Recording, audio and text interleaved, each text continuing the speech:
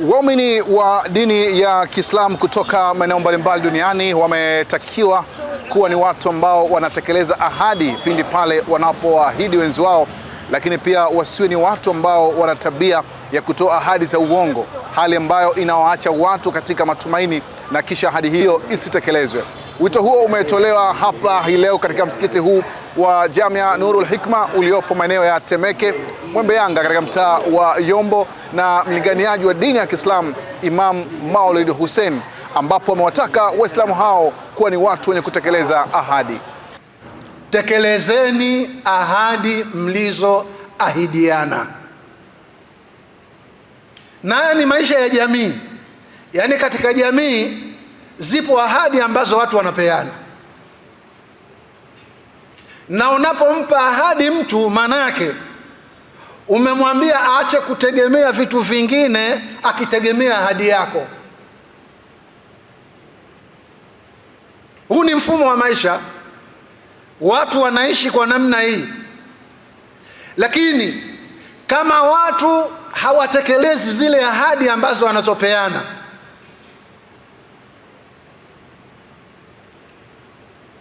watu wakafanyiana khiana katika ahadi zao, udanganyifu katika ahadi zao,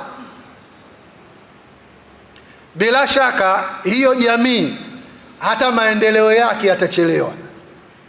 Aidha, Imam Maulid Hussein ameweza kuwakumbusha Waislamu jambo muhimu la kutunza amana, jambo ambalo katika kizazi cha sasa Sheikh amesema limekuwa ni gumu kwa watu wengi kulitekeleza, hivyo kuwataka Waislamu kujipamba na tabia hiyo ya kuweza kutunza amana zile ambazo wanapewa, haijalishi itakuwa ni fedha ama ni thamani isiyokuwa fedha. Kabidhini amana mlizoaminiwa.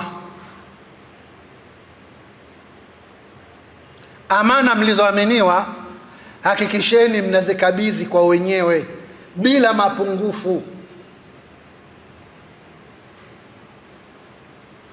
Mtu amekuamini, kakuletea kitu chake cha thamani, siku anakuja kukifuata, wewe unamwambia wakati unanipa shahidi alikuwa nani? Amana.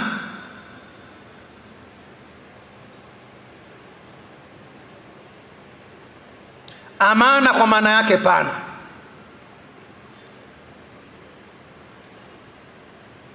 Amana ni mtu amekuamini kwenye jambo lake. Manake kwenye jamii wako watu wengi, lakini kama amekuletea wewe hiyo amana, manake amekuamini. Kama amekuamini, jenga imani ile ile ambayo yeye amekupa. Lazima amana zichungwe na wakabidhiwe wenyewe.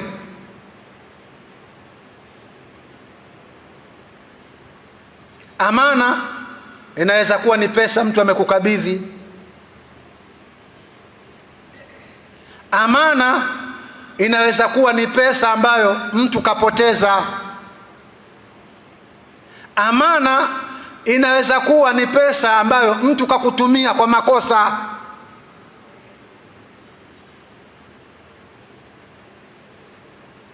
Zote hizi ni aina ya amana.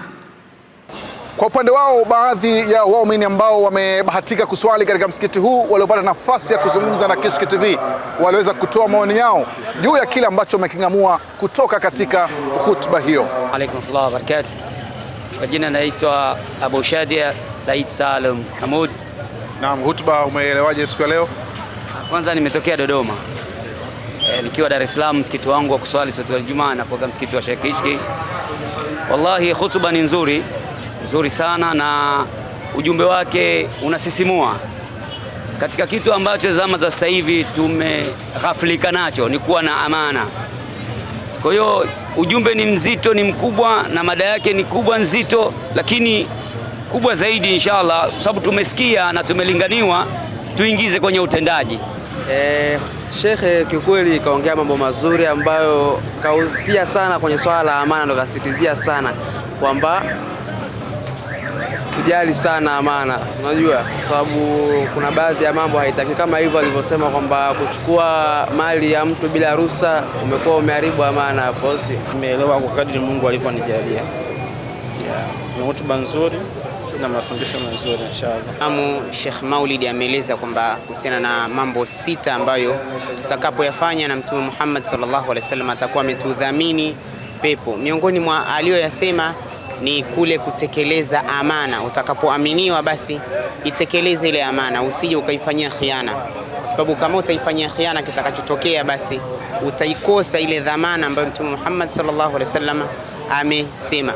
Hayo ndio ambayo yamejiri hii leo kutokea hapa katika msikiti huu wa Jamia Nurul Hikma, moja kati ya msikiti bora, msikiti mkubwa na msikiti wa kisasa katika jiji la Dar es Salaam, maeneo ya Temeke. Kubwa umeweza kuwasikiliza waumini, baadhi ya wale ambao wamepata nafasi ya kuzungumza na Kishki TV kila ambacho wamekielewa kuhusiana na hotuba hii ya leo, moja kati ya hotuba bora na muhimu sana ambayo imetolewa katika msikiti huu siku hii ya leo. Nikiripoti kutokea hapa nje ya msikiti huu wa Jamia Nurul Hikma, mimi ni Abdullahi mwana wa Maalim Mashi.